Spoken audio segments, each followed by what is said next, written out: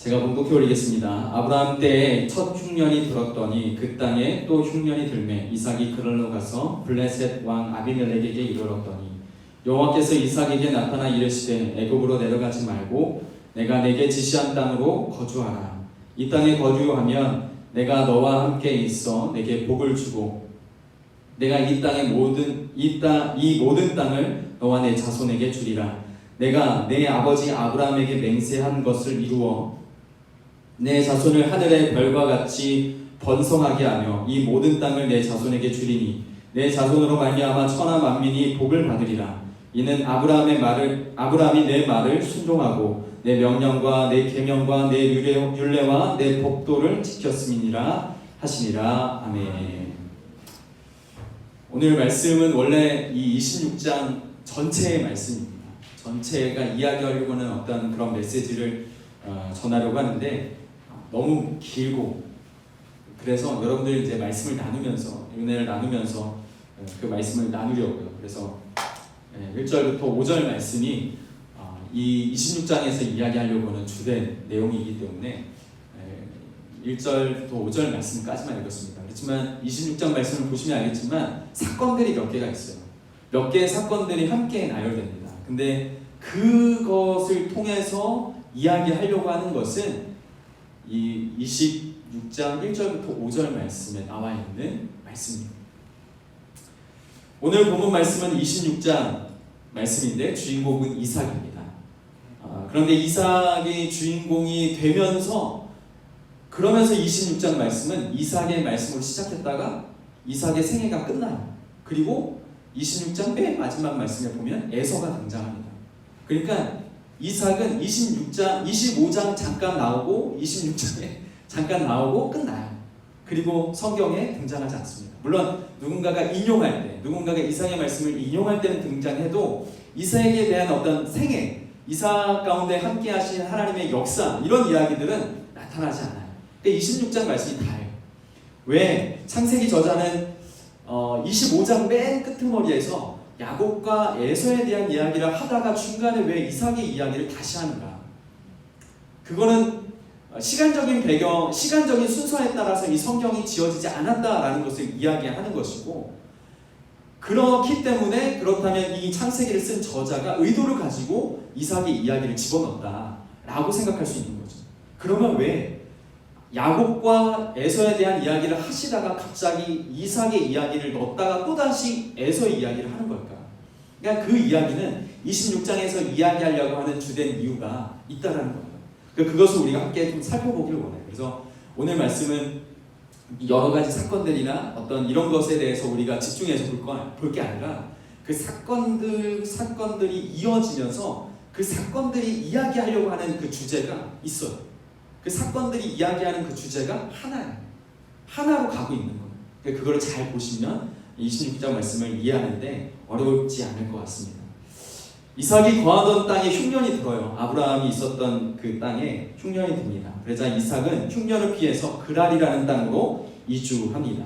그리고 이삭은 그랄에 잠시 머물렀다가 오늘 말씀을 보니까 하나님께서 이삭에게 이야기하시는 그 말씀을 통해서 상황을 봤을 때 이삭의 의도는 애굽으로 내려가려고 했던 것 같아요. 그러니까 자기가 있었던 그 땅에서, 가나안 땅에서 흉년이 들자 그랄이라는 곳으로 피해 있다가 그리고 마지막 정착역은 애굽으로 가려고 했던 것 같아요.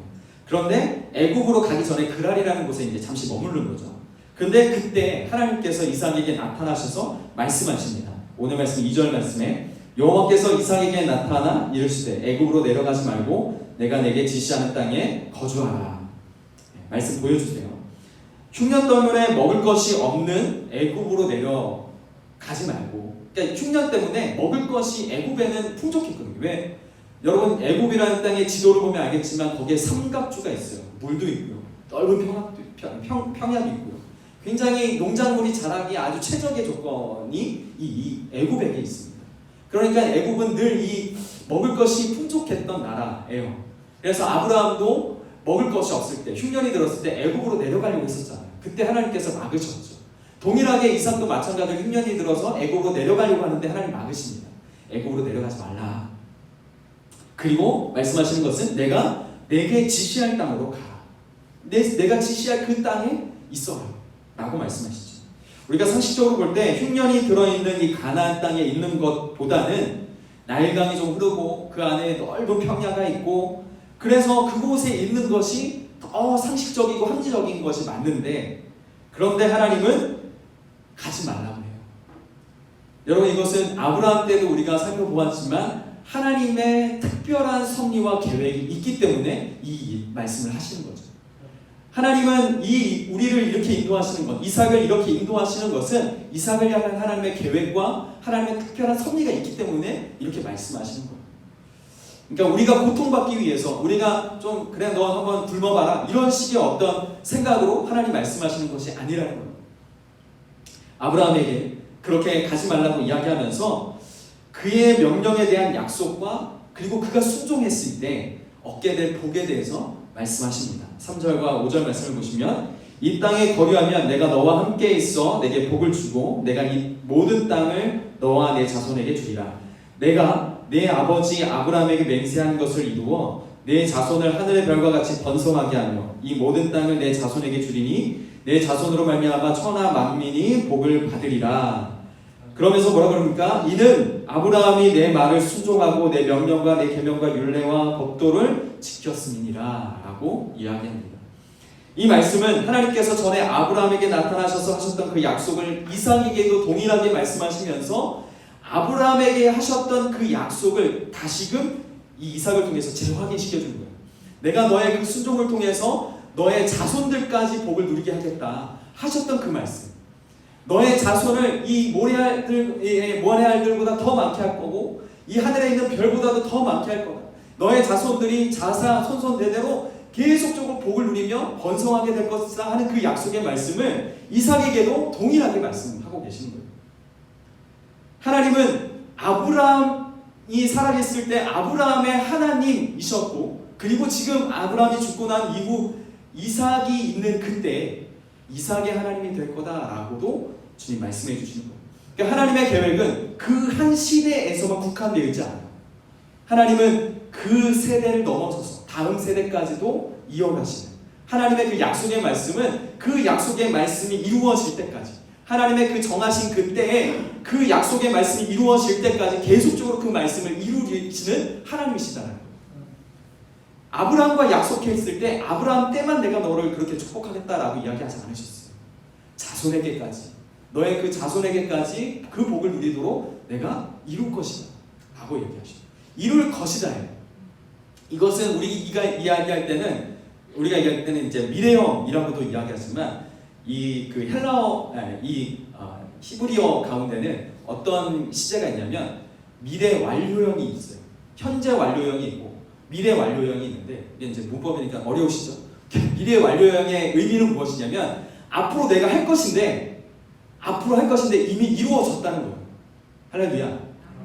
우리가 믿음을 이야기할 때 뭘 이야기합니까? 믿음을 이야기할 때 우리가 바라보는 실상이라고 얘기하잖아요. 바라보는 그것이 믿음이라고 얘기하잖아요. 그리고 그 믿음은 이루어진 줄 믿으라고 얘기하잖아요. 그거예요. 그러니까 하나님이 내가 너의 자손들까지도 너의 그 손정을 통해서 너의 자손들까지도 그 복을 이루게 하겠다 하는 것은 내가 그것을 이루겠다, 이렇게 할 것이다가 아니라 이미 그 자손들은 그 복을 얻었다라고 얘기하는 거예요.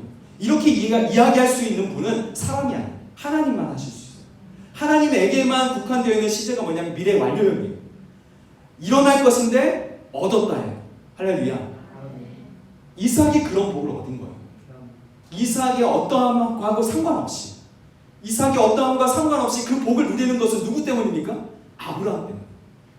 아브라함이 그런 순종의 모습을 보였기에, 아브라함의 그 순종을 기뻐하시는 하나님이 이삭에게까지 그 약속을, 그 믿음의 약속, 그 복의 약속을 허락하시는 거예요.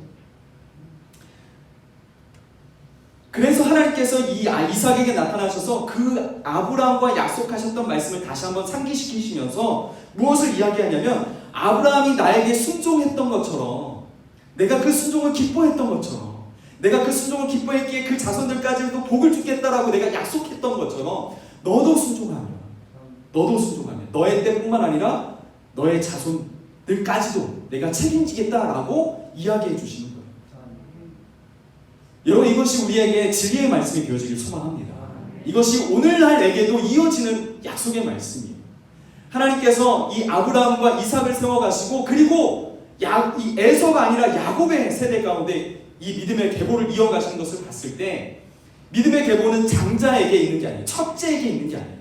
그 신앙의 장자는 믿음으로 취하는 주님을 주로 모시겠습니다. 주님을 주로 나의 구주로 모시겠습니다 하는 믿음의 고백을 하는 그 믿는 자에게 장자권이 있는 거예요.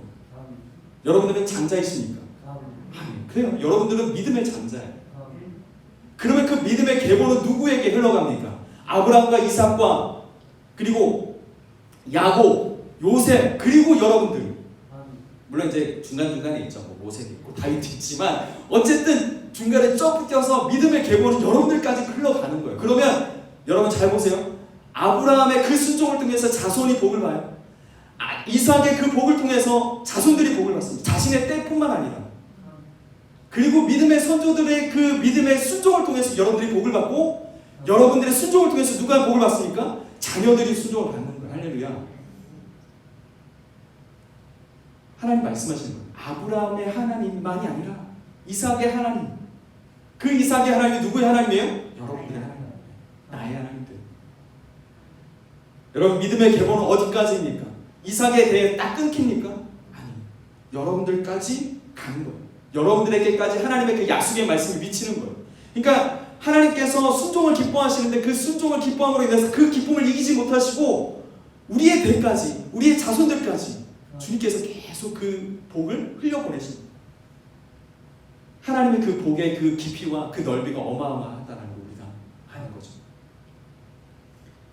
그래서 여러분들 믿음의 부모들이 자녀들에게 가장 먼저 남기고 그들에게 그 자손들이 가장 끝까지 지켜가야 될 것으로 유산으로 삼아야 될 것이 무엇이냐면 재산이 아니라 땅이 아니라 돈이 아니라 뭐예요? 믿음이에요. 믿음을 유산으로 남기셔요. 이삭이 오늘 말씀에도 나왔지만 아브라함이 나에게 순종했다. 너도 순종해라. 아브라함이 하나님께 어떻게 예배하는지 어떻게 순종하는지를 보여줬잖아요. 그러니까 이삭이 그걸 보면서 따라할 수밖에 없는 거죠. 아브라함이 어떻게 순종했는지 어떻게 예배했는지 알기 때문에 이삭이 할 수밖에 없는 거예요. 이삭이 그것을 보고 듣고 한 대로 하는 거예요. 만약에 그 아브라함이 흔들렸던 그 모습을 자녀들이 봤다면 그 자녀도 동일하게 그 안에서 흔들릴 수 있겠죠. 하지만 그 흔들림을 통해서 믿음이 더욱더 성숙해지는 것을 봤다면 그 자녀들도 그것을 통해서 믿음이 더 성숙해지는 것을 누리는 것이죠. 그러니까 우리가 자녀들에게 해야 될 말, 해야 될 행동은 우리가 무엇일지 우리가 곰곰이 생각해 봐야 될 것입니다. 이삭은 하나님의 말씀에 따라 애굽으로 내려가지 않습니다. 이 애굽으로 내려가지 않는 이 행동을 보여준 것은 이삭의 믿음도 대단하지만 이삭이 무엇을 본 거예요? 아버지의 믿음을 본 거예요. 아버지가 애굽으로 내려가지 않고 물론 내려갔었어요. 실수했었어요. 그래서 그것을 통해서 그가 배웠습니다. 그걸 이삭이 아는 거죠. 그것을 아는 거예요. 그래서 내려가지 않아요. 눈앞에 보여지는 축복이 애굽 땅에 펼쳐져 있는데도 불구하고 내가 애굽으로 내려가면 그것을 취할 수 있을 것 같은 그런 자신감도 있고 능력도 있는 거 아는데 안 내려가요. 그럴 수 있는 믿음도 이삭도 칭찬할 만하지만 이삭이 그렇게 믿음의 계보로 갈 수 있도록 아브라함이 그 믿음의 자세를 보여준 거예요. 그런데 재밌는 것은 무엇입니까? 애굽으로 내려가지 않는 이삭 그랄에 머물러 있지만 아브라함의 실수 그대로 탑승합니다. 실수를 그대로 탑승해요. 오늘 말씀은 나오지 않지만 그 이후의 말씀에 뭐가 나오냐면 이삭이 이 그랄 땅에 있으면서 그랄 땅에 있는 왕, 여기 오늘 말씀에 나오는 왕은 블레셋 왕이라고 나옵니다. 블레셋 왕 아비멜렉이 이 이삭의 아내 리브가를 어여삐 보는 걸 봐요. 그래서 자기 아내를 뭐라고 하냐면 나의 누이다 라고 이야기합니다. 누구와 같습니까? 아버지랑 똑같아요. 부전자전이라고 아빠랑 똑같이 행동하는 걸 봐요. 우리가 좀 근데 여기에서 우리가 좀 한 가지 짚고 넘어갈 거는 여기에서 언급되는 아비멜렉은 아브라함 때 있었던 그 아비멜렉이 아니에요. 아브라함 때 있었던 아비멜렉은 그랄 왕 아비멜렉이고 지금 이 이삭 때 아비멜렉은 블레셋 왕 아비멜렉. 그러니까 동명이인의 사람이에요. 근데 좀 비슷한 거 뭐냐면 블레셋이라는 이 동네는 그랄 지역에 있는 도시예요. 그러니까 그랄 지역에서 지금 현재 이들이 좀 비슷하게 행동하고 있는 거예요. 행동도 똑같고 그가 뭐 이렇게 속이려고 했던 대상도 이름도 비슷하고 뭐 되게 좀 하여튼 되게 이상하게 돌아갑니다. 이삭이 아버지가 했던 일을 그대로 하죠. 닮은 점이 있는데 그게 뭐냐면 둘 다 그랄 지역에 있을 때 이런 실수를 범했다는 거. 그리고 둘 다 아내를 누이라고 이야기했다는 거. 그리고 둘 다 아비멜렉이라고 하는 이름을 가진 왕에게 꾸지람을 했다. 그런데 재밌는 거는 이삭이 그런 실수를 했음에도 불구하고 하나님은 그에게 복을 주십니다. 그래서 그 이삭이 그 지역 그랄 땅에 있는 동안 많은 부를 누리게 돼요. 이것도 마찬가지로 아브라함이 누렸던 것과 똑같아요. 많은 부를 누리게 됩니다. 그 지역에 있는 동안 많은 부를 누리게 되고 재밌는 것은 무엇이냐면 그 지역이 사실은 그 근방이 흉년이 있었어요. 흉년이 있었음에도 불구하고 애굽 땅에 내려가지 않았는데도 불구하고 그곳에서 부를 누린다. 여러분 이것은 누구 때문입니까? 하나님 때문입니다. 여러분 그러니까 하나님께서 복을 주시기로 작정하시면 나올 구멍이 없는데 계산은 안 맞는데 하나님이 복을 주시기로 작정하시면 복을 누리는 것이 할렐루야. 아무도 아멘 안 하시는데 뭐 믿거나 말거나 알아서들 하세요. 하나님께서 이와 같은 그 복은 아브라함의 그 믿음의 그 순종에 기뻐하시고 또한 이 이삭의 순종을 기뻐하시기 때문에 하나님이 이런 복을 허락하신 거예요. 물론 그의 실수에 대한 대가는 물론 받겠지만 하나님께서 여전히 그 이삭의 삶을 인도하시고 계시고 보호하고 계신다라는 사실을 주님 보여주십니다. 그것을 이삭이 알기도 하지만 누굴 통해서 확인이 되냐면 이 아비멜렉을 통해서도 확인이 되죠. 그것을 좀 이따 우리가 좀 나눠보기도 하고 복을 누리다 보니까 가축들도 늘어나고 재산도 늘어납니다. 점점 늘어납니다. 그런데 재산이 늘어나면 늘어날수록 그 당시에 정말 필요한 것은 무엇이냐면 물이에요. 물. 거기는 사막이 많고 유목을 하기 때문에 물이 굉장히 필요해요. 그 물이 필요하기 때문에 그 당시에 정말 필요했던 그것 중에 하나가 뭐냐면 우물인데 문제는 무엇이냐면 여기서 생기는 것이죠. 이삭이 재산을 늘어가면 늘어갈수록 고민이 되는 것은 우물을 파면 우리가 이제 우물을 여러분들 파나 모르겠지만 상식적으로 봤을 때 우리가 이렇게 물기를 우리가 알고 그 물기라고 해서 파는데 그게 나올 수도 있고 안 나올 수도 있어요. 물론 우리는 요즘에는 이제 이걸 보지만은 이 밑에 들어가는 그 수도를 우리가 사진으로 찍거나 이렇게 하에 보지만은 이삭이 있었던 그때는 물기를 어떻게 합니까? 찔러 보는 거예요. 뭐 여기 이렇게 돼 있으니까 이렇게 이런 지형이 있으니까 이런 지형에서는 이럴 때 물이 나오더라. 뭐 이런 생각으로 찔러 보는 거죠. 그렇지만 안 나올 수도 있단 말이에요. 그런데 하나님께서 축복하셔서 우물을 뚫게 하셨고 그 우물에 물이 나오게 하셔요. 재밌는 것은 그 우물이 사실은 막혀 있었어요. 아브라함이 죽고 난 다음에 블레셋 사람들이 아브라함이 팠던 우물을 다 메웠어요. 막 메꿨단 말이에요. 근데 그 우물, 그 자리에 그 메꿨던 그 우물을 다시 이삭이 파요. 그런데 우물이 나와요. 물이 나와요. 재밌죠? 그러니까 물이 나와요. 이것을 보니까 잘 되고 더 잘 되는 것을 이삭의 그 삶을 통해서 보니까 그 주변에 있었던 블레셋 사람들이 시기가 난 거죠. 그래서 16절 말씀에 뭐라 그러냐면 아비멜렉이 이삭에게 이르되 내가 우리보다 크게 강한즉 우리를 떠나라. 그러니까 우리가 너 잘 되는 꼴을 못 보겠다. 나가라. 이 지역에서 나가라 라고 얘기한 거죠. 이삭이 그 안에서 자기 주장을 했을 수도 있어요. 내가 팠고. 왜냐면요, 그 우물을 팠으면 그 우물이 그 사람 거잖아요. 그 수고와 그 노고가 있잖아요.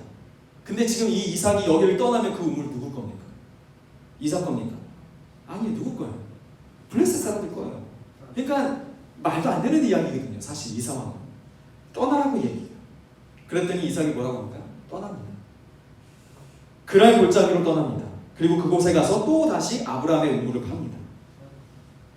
아브라함의 우물을 또 파고 아브라함이 불렀던 우물의 이름 그대로 쓰면서 그 우물을 또 팝니다. 또 물이 나와요. 여기서 이제 그 한 번은 이삭의 종들이 골짜기에서 우물을 파다가 그 물이 스스로 나오는 그 샘줄기를 찾아냅니다.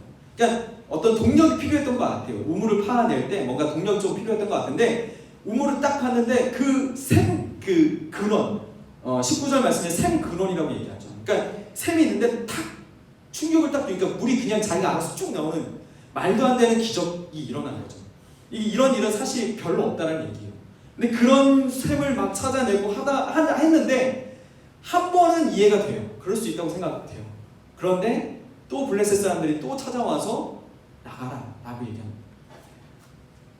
그 당시에 이삭이 가지고 있는 재력, 또 사람들이 가지고 있는 인력으로 봤을 때 아비멜렉과 맞짱을 떠도 돼요. 됩니다. 근데 이삭은 하지 않아요.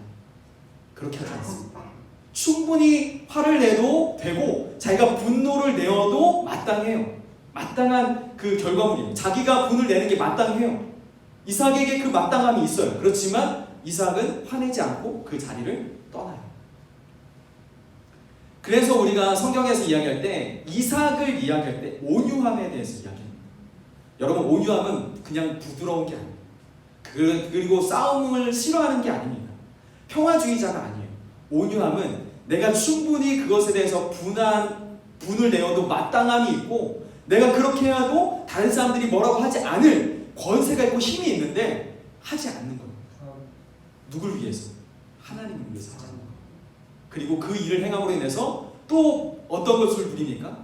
그의 삶을 하나님께서 인도하실 것이다라는 그 약속의 말씀을 믿고 그 길 가운데 자신의 삶을 내어 던지는 거예요. 그게 온유함이에요. 온유함은 강함이 있어요. 그냥 뭐 유순유순하고 부드럽고 이게 아니에요. 그 안에 강함이 있어요. 분명한 파워가 있고 권세가 있어요. 그렇지만 하나님을 위해서 그 권세를 쓰지 않는 거예요. 하나님께서 그 믿음을 보시고 그 온유함을 보시고 하나님께서는 이삭을 들어서 세우시는 것이죠. 여러분들의 삶이 그리고 여러분들의 자녀들의 삶이 이 온유한 이삭의 삶을 담기를 주님의 축복합니다. 왜요? 온유함이 바로 하나님께서부터 오는 하나님의 성품이기 때문에. 이삭은 다시 우물을 팠지만 그 사람들이 떠날 것을 요구하자 떠납니다. 그리고 세 번째 우물을 파고 난 다음에 첫 번째 우물 파고 두 번째 우물 팠을 때는 그 이름을 다 부정적인 이름을 붙입니다. 부정적인 이름. 두 번째 이름은 심나라고 이야기하는데 싸움 뭐 이런 뜻이죠. 두 번째 이름을 에색이라고 이야기 짓고 에색은 다툼이라는 이름을 짓습니다. 뭐 여러 가지 이름으로 짓지만 그 이름 다 부정적인 이름이에요. 이스라엘 백성에 있어서 이 이름은 중요한 이름입니다. 현재를 나타내는 상황이기도 하지만 그 현재를 나타내는 그 이름이 앞으로도 이 우물은 그럴 것이다 라고 예견해주는, 어떻게 보면 그 우물이 나아가야 될 방향을 제시해주는 것이 이름이에요. 그러니까 그 사람의 이름을 짓는 것은 우리도 물론 이름을 지을 때 그 사람이 이렇게 될 것이다 라는 어떤 바램에서 이름을 짓지만 이스라엘 백성들은 그게 더 강해요.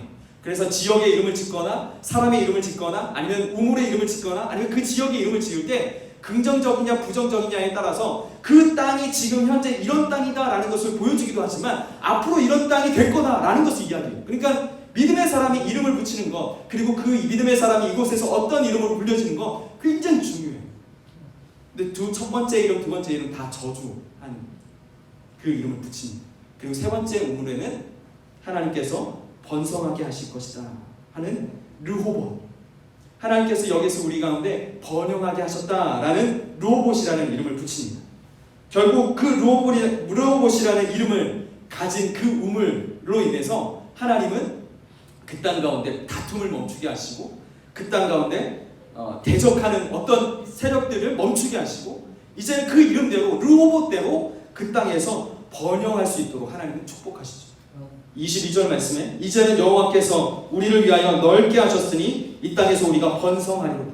번성이라는 단어는 어디에서 등장했습니까? 창세기 1장 말씀에 하나님께서 아담에게 말씀하셨던 약속의 말씀, 생육하고 번성하라, 땅에 충만하라. 그러니까 이 이삭은 이 번영하다 번성하다라는 이 말을 함으로 인해서 하나님께서 이 땅 가운데 이제 하나님의 그 약속의 말씀을 이루어 가실 것이다 하는 믿음의 고백들을 한 것이에요. 이삭의 이 믿음의 고백대로 하나님은 이 땅으로부터 이 땅을 통해서 하나님이 역사하시는 것들을 드러내십니다. 다툼이 있었고 어려움이 있었지만 하나님은 이삭은 계속 떠돌아다녔지만 그렇지만 그가 우물을 옮겨 다니면서 그가 경험한 것은 무엇입니까? 매번 실패하는 것 경험했죠. 하지만 그 실패를 통해서 더 크게 경험하는 것이 무엇입니까? 하나님이 그를 인도하신다. 하나님이 그와 함께 하신다는 것이에요. 우리는 하나님께서 우리를 축복하신다 그러면 주변의 적들은 다 사라지고 또 우리를 힘들게 하던 그 사람이나 그 어떤 사건들이 사라질 것을 생각하는 것이 우리의 축복이라고 생각해요. 하나님이 함께 하신다라는 그 능력들은 그런 것이라고 생각합니다. 하지만 하나님께서 물론 환경을 바꾸어 주실 때도 있지만 하나님의 대부분의 역사들은 환경을 바꾸어 주시는 게 아니라 누굴 바꾸십니까? 우리를 바꾸세요. 우리를 바꾸세요. 하나님의 그 진정한 축복은 환경을 통해서 하나님께서 나와 함께 하신다라는 것을 우리가 경험하는 것이에요.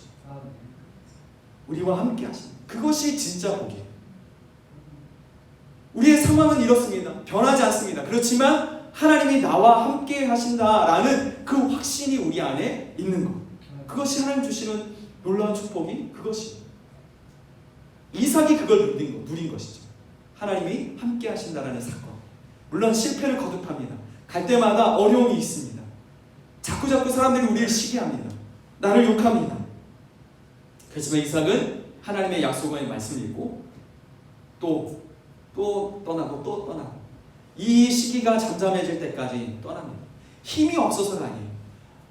권세가 없어서가 아닙니다. 그에게 재력이 없거나 인력이 없어서가 아닙니다. 충분히 할 수 있지만 안 하는 것입니다. 세상 사람들이 볼 때 이삭이 루저라고 생각했을지 몰라요. 세상 사람들이 볼 때는 이 이삭의 삶이 저 멍청이, 저 버러지 이렇게 생각했을 수도 있어요. 그렇지만 그 실패를 거듭하면서 이삭이 경험하는 것은 하나님이 함께 하시는 것이죠.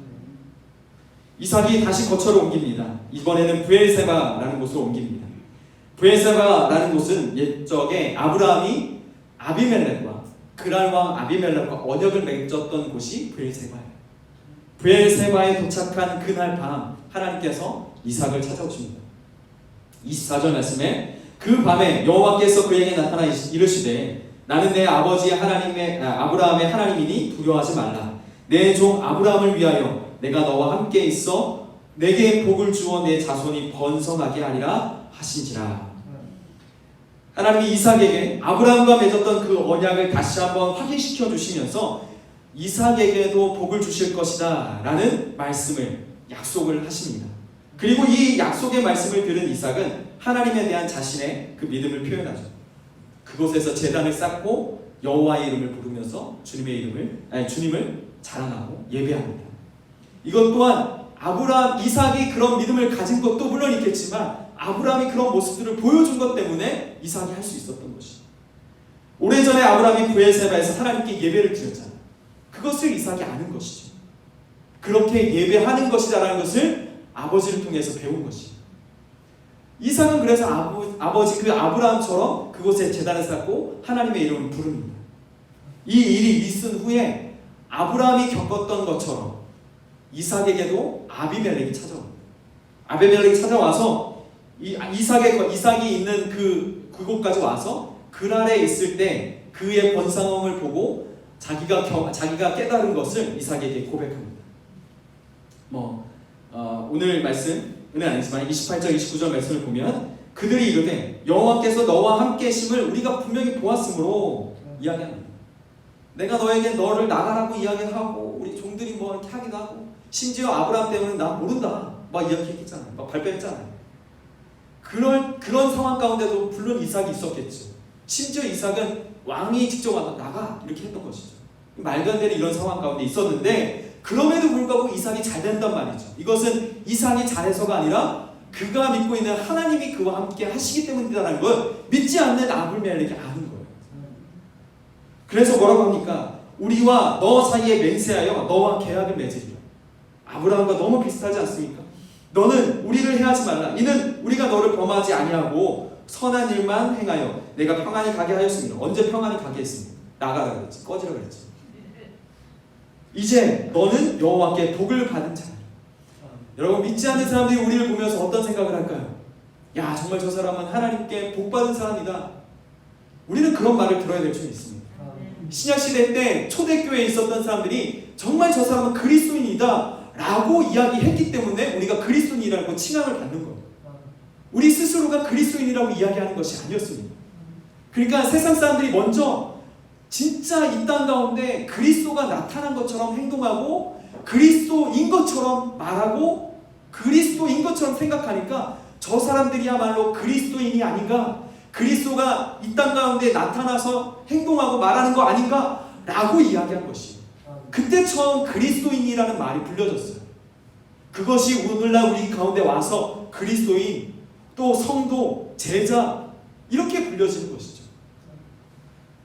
여러분, 분명히 우리 믿지 않는 사람들이 이삭을 향하여서 하나님이 함께 하심을 내가 보았다라고 하는 이 고백이 오늘날 우리와 관계하고 있는 믿지 않는 사람들의 고백이 되어야 될 줄 믿습니다. 그러니까 우리가 말하고 행동하고 우리가 살아갈 때에 우리 스스로 무엇을 생각해야 되냐면, 믿지 않는 자들이 나의 삶을 보면서 어떻게 평가할까? 나 스스로를 평가하는 것은 굉장히 팔이 안으로 굽죠. 이건 어쩔 수 없어. 이건 그럴 수 있지 않나? 이렇게 생각할 수 있죠.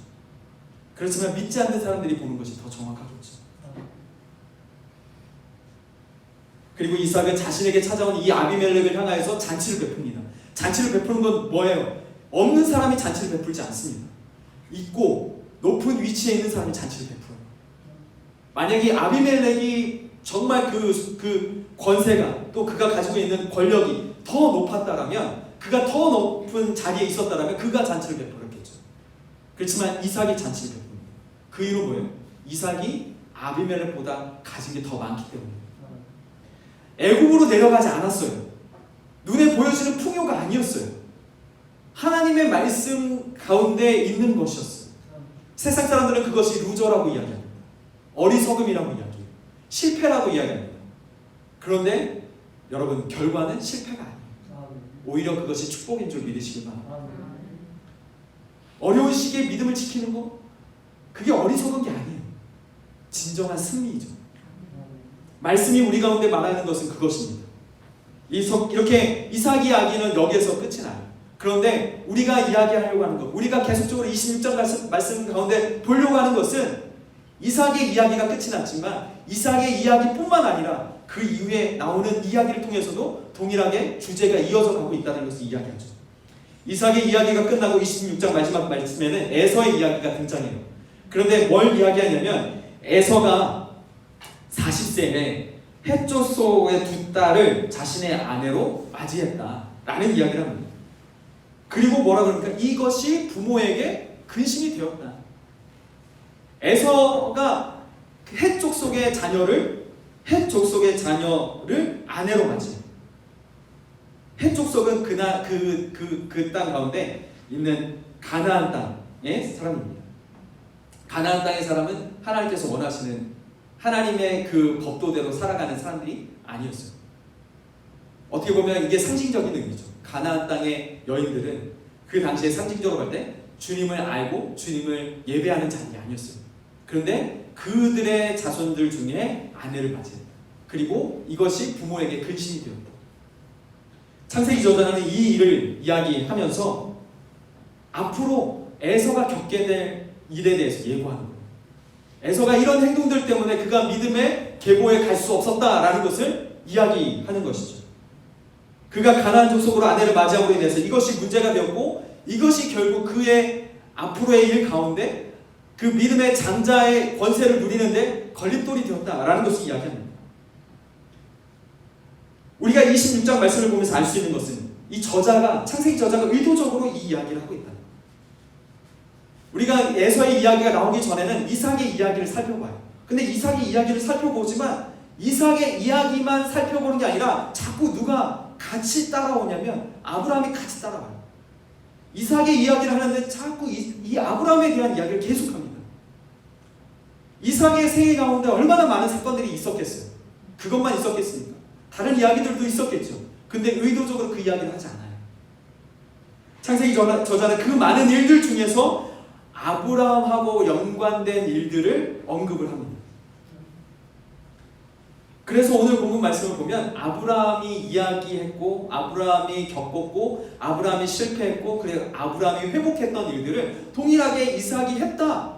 이삭도 그렇게 하고 있다라는 것을 이야기해요. 이것은 먼저 하나님이 아브라함에게 하셨던 것처럼 이삭에게도 나타나셔서 명령하시고 약속하셨음을 이야기합니다. 그러니까 자꾸 아브라함이 이렇게 같이 떠올리는 거. 아브라함과 같이 실수 비슷하게 했고, 또 같은 아비멜렉이라는 왕에게 책망을 듣고, 또 하나님으로부터 약속의 말씀을 듣는 것 동일하게 이삭도 듣고, 아브라함처럼 예배 똑같이 하고, 아브라함처럼 이방인으로부터 인정을 받고, 아브라함처럼 복을 누리고 부자가 되고, 여러 가지가 아브라함과 같이 이삭이 가요. 여러분, 이거 왜 이런 걸까요? 뭘 이야기하는 것일까요? 아브라함이 누렸던 것처럼, 아브라함이 그렇게 하나님께 인정받고 복을 누렸던 것처럼 이삭도 하나님이 함께 하셔서 이삭이 복을 누렸다라는 것을 이야기하는 것입니다. 하나님이 아브라함에게 하셨던 것처럼 이삭에게도 지금 하고 있다라는 것입니다. 이삭의 이야기를 이렇게 보여주면서 아브라함의 이야기도 같이 보여주고 있는 거죠. 저자가 말하려고 하는 게 무엇입니까? 하나님이 아브라함에게 하신 약속이 이제는 이삭에게도 연장이 되고, 하나님이 아브라함을 축복하셨던 것처럼 이삭에게도 동일하게 축복한다. 물론 정말 비슷하게 아버지처럼 실수도 하고, 하나님이 아브라함처럼 연약함도 보여주지만, 아브라함이 하나님께 순종했던 것처럼 그도 그런 모습, 믿음의 유산으로 그가 그런 모습을 보여주면서 그를 회복해 하시고, 그를 보호하시고, 그에게 복을 주시는 아브라함 그리고 이삭에게도 그 복이 이어지고 있다라는 것. 하나님이 이삭과 함께하고 있다는 것을 26장은 이야기하고 있는 것이죠. 그래서 하나님이 이삭에게 나타나셔서 하셨던 말씀, 3절 말씀을 보면 내가 너와 함께 있다. 내가 너와 함께하고 있다. 3절 말씀이 그렇게 이야기하죠. 그리고 이 사실은 이방인이었던 아비멜렉에게 확증되고 있습니다. 28절 말씀에 여호와께서 너와 함께 계신다. 하나님께서 너와 함께하고 있다. 내가 너와 함께하고 있다. 그리고 아비멜렉도 또한 여호와께서 너와 함께하고 계신다. 믿음의 조상 아브라함은 물론이고 이삭도 그래하고 있습니다. 그렇지만 분명한 것은 하나님은 그들의 상태가 어떠하든지 그거와 상관없이 하나님은 하나님의 그 약속의 말씀을 이루어 가시고, 그 약속의 말씀을 지키시고 계시고, 그들과 함께하고 계시고, 그의 선하신 뜻을 하나님이 이루어 가신다라는 것이죠. 여러분 잘 생각해 보세요. 하나님은 그 약속의 말씀을 일방적으로 아브라함과 맺으셨어요. 맞죠? 아브라함이 원해서가 아니었습니다. 하나님이 원해서 아브라함에게 그 약속의 말씀을 내주셨어요. 일방적인 약속이었어요. 그런데 그 일방적인 약속의 그 내용은 내가 너를 축복하겠다는 것이죠. 그 약속이 아브라함의 때만이 아니라 이삭에게 때까지도, 그리고 그 이삭의 후손 야곱에게까지도, 그 후손 요셉에게까지도, 그 후손 모세에게까지도, 그 후손 다윗에게까지도 쭉쭉쭉쭉, 그리고 오늘날 믿음의 계보를 걷고 있는 우리에게까지도 그 약속의 말씀이 이어진다라는 것을 주님 말씀하고 있습니다. 그것은 우리가 어떠함과 상관없는 일이에요. 하나님 그렇게 하시겠다고 하나님의 의지를 보여주신 것이죠. 하나님의 의지, 하나님의 공로입니다. 우리가 뭘 잘해서가 아닙니다. 우리가 하나님 앞에 선하신 어떤 행동을 보였기 때문에 하나님께서 우리를 축복하시는 게 아니에요. 하나님께서는 그 약속의 말씀을 아브라함과 맺으셨고, 그 약속의 말씀을 믿음의 계보에게까지 계속적으로 흘려보내시기로 하나님 의지를 가지시고, 하나님의 공로로 하나님께서 축복하시는 것입니다. 그런데 이 축복을 누리는 사람은 누구만 누릴 수 있냐면 순종하는 사람. 그러니까 하나님 여러분들이 어떠함과 상관없이 하나님 여러분들에게 축복을 주시고 계세요. 믿지 않는 사람들도 복을 누릴 수 있는 것은 그 이유 때문이죠. 모든 사람들 사랑하시기에 하나님께서 그들을 사랑하심으로 그들이 돌아오기만을 기다리면서 그들에게 복을 주십니다. 근데 그들이 진짜 복을 누리는 그때는 언제냐면 그들의 마음의 문을 열고 하나님을 주로 인정할 때, 그리고 그의 말씀을 우리가 순종할 때, 하나님께서 그 순종을 너무나도 기뻐하시기에, 어떤 제사보다도 순종을 기뻐하시기에 그 순종을 기뻐하시는 마음으로 그에게 복을 더 주시는 것입니다. 그 하나님을, 아브라함의 하나님을, 이삭의 하나님을 우리는 우리의 하나님으로 고백하고 있죠. 그것은 하나님께서 죽은 하나님이 아니라, 죽어있는 가운데서 역사하시는 하나님이 아니라 살아있고 계시고 살아계시고 지금도 살아계셔서 우리와 함께 하시는 하나님이시다라는 고백이에요. 여러분, 그렇게 우리가 그 약속, 하나님의 그 약속, 변치 않으시는 하나님의 그 약속을 믿고 그 약속을 이루실 때까지 이루어 가시는 그 하나님을 우리가 말씀을 통해서 보면서, 여러분, 우리는 우리의 마음 가운데 두려움이 아니라 믿음으로 반응해야 될 줄 믿습니다.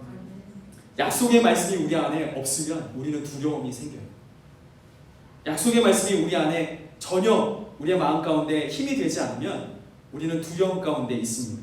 그래서 아브라함이 그랬던 것처럼, 이삭이 그랬던 것처럼 실수할 수 있어요. 두려움으로 맞서는 거예요. 결국 우리가 선택하는 것은 두려움을 선택할 것이냐, 하나님의 말씀을 선택할 것이냐인데 우리의 선택에 달려있거든요. 두려움으로 인해서 부끄러운 행동을 할 때가 있죠. 그렇지만 이제는 그의 삶이 아니라 우리가 선택하는 것이에요. 순종하는 삶을 선택하는 것이에요. 순종하는 삶을 살기로 우리가 선택하며 나아갈 때 그 말씀이 우리의 삶 가운데 펼쳐지시는 거죠. 여러분, 우리가 하나님이 어떤 분이신지를 기억하고 그분의 그 변치 않는 그 진리의 말씀을 우리가 신뢰할 때, 그때 우리는 믿음 가운데 반응하면서 순종의 길을 걸어갈 수 있는 것입니다. 하나님의 약속의 말씀, 약속에 대한 그 믿음, 그것은 두려움이 늘 우리 가운데 엄습하고 있지만, 그렇지만 주님을 바라보면서 그 길을 걸어갈 수 있는 동력이 되는 것입니다. 그 약속의 말씀을 여러분들 마음 가운데 잘 새기시길 주님의 이름으로 축복합니다. 이 말씀을 하나님의 입으로부터 나오는 하나님의 말씀으로 믿는 거 너무 중요해요. 누군가의 이야기가 아니라, 누군가의 고백이 아니라 이 말씀을 하나님의 말씀으로 믿는 것, 그리고 그 말씀을 믿음으로 취하는 것, 그리고 그 말씀 때문에 다른 주변에 있는 다른 어떤 두려움이나 어려움이나 이런 것에 우리가 집중하지 않고 오직 하나님의 말씀에 집중할 수 있는 것, 그것 때문에 우리가 순종할 수 있는 거죠. 아닌가요? 할렐루야. 아멘. 여러분들 어떤 상황 가운데서도 이렇게 분명하게 고백하시기 바랍니다. 아, 주님이 나와 함께 하시는 분, 나와 함께 하시는 주님, 그 약속의 말씀을 이루시기까지 그 약속의 말씀을 계속 이루어 가시는 주님, 그 약속의 말씀이 여러분 오늘 본문 말씀을 통해서만이 아니라 계속적으로 이야기해요. 성경 마지막 때까지 계속 얘기해요. 그 약속의 말씀을 여러분들 마음 가운데 잘 새기시길 바랍니다. 우리가 순종할 수 있는 것은 그 약속의 말씀이 있기 때문에 순종할 수 있는 거예요. 근데 순종하지 못하는 것은 그 약속의 말씀이 우리 안에 없기 때문이에요.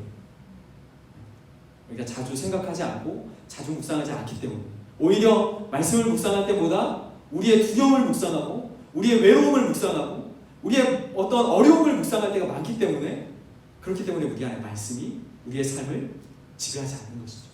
말씀이 우리의 삶을 통치하지 않는 거예요. 우리가 말씀이 우리의 삶을 통치하고 우리의 삶을 인도할 때 우리는 순종할 수 있는 거예요. 아, 그렇지. 믿음의 사람들이 보여줬듯이 그가 이렇게 될 수 있었던 건 하나님이 그와 함께 하셨기 때문이지. 그러면 가자. 그 하나님이 그 계보에서 딱 끝난 하나님이 아니라 오늘날까지 믿음의 계보를 이어가고 있는 우리에게도 너의 하나님으로, 나의 하나님으로 함께 하시겠다고 말씀하셨으니까 가자. 어렵지만, 두렵지만, 안 되지만, 뭐 사람들은 나를 향해서 이렇게 이야기하겠지만 가자. 하나님이 함께 하시니까. 여러분, 하나님이 함께 하신다는 이 사실을 믿고 순종의 걸음을 한 걸음 한 걸음 떼시는 여러분들의 삶이 되어지길 축복합니다. 아멘. 그 귀한 발걸음이 특히나 오늘날 많이 필요한 것 같아요. 사람들이, 믿음의 사람들이 두려움으로 이야기할 때 하나님의 말씀보다는 우리가 겪고 있는 이 어려움을 더 많이 이야기할 때 과연 믿는 사람으로서 우리가 보여줘야 될 행보는 무엇인가? 믿는 사람으로서 우리가 해야 될 말은 무엇인가? 정말 많이 고민합니다. 저도 말하는 것이 한 번 더 생각하고 한 번 더 곱씹어보면서 말하는 거기 때문에, 그렇게 이야기해야 되기 때문에 그러다 보면 말을 잘 안 하게 돼요. 근데 제 생각대로 제 느낌대로 말하면 막 엄청난 실수의 말들을 해놓습니다. 그래놓고서 이런 이야기는 굳이 안 해도 될 뻔했는데 왜 얘기했지? 이렇게 할 때가 많은 거죠. 우리가 믿음의 사람이라는 거, 그리고 우리 주위에 아비멜렉이 있다는 거, 우리를 보고 있는, 지켜보고 있는 아비멜렉이 있다는 거 기억하셔서 그 아비멜렉이 나를 향해서 어떻게 평가할까? 물론 하나님 나를 평가하시는 게 제일 중요하죠.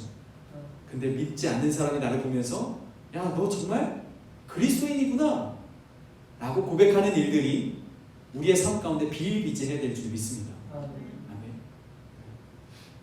우리 보면서 너나 나나 똑같아 이러면서 왜 믿냐? 교회 왜 가냐? 이런 식으로 대답한다면 그 사람의 그 말이 심한 게 아니라 우리의 믿음이 심한 거예요. 정말 해도 해도 너무한 그런 심한 믿음 보여주지 말고, 그런 꼴불견의 믿음 보여주지 말고, 정말 믿음의 계보의 사람들이 보여줬던 것처럼 우리도 믿음의 길을, 순종의 길을 세상 가운데 보여줍시다. 할렐루야. 아멘. 지금은 우리 주 예수 그리스도의 은혜와 하나님 아버지의 넓으신 사랑과 성령 하나님의 위로 교통 축복하시니 아브라함의 하나님이셨고 이삭의 하나님이셨던 그 하나님이 이제 나의 하나님의 되심을 선포하고 주님을 향한 믿음의 순종을 오늘날 우리의 삶 가운데 이루어내기를 소망하는 우리 광석교회 모든 성도님들 머리 위에, 이들의 가정과 직장과 자녀들 삶 위에 지금부터 영원토록 함께 하시기를 간절히 축원하옵나이다. 아멘.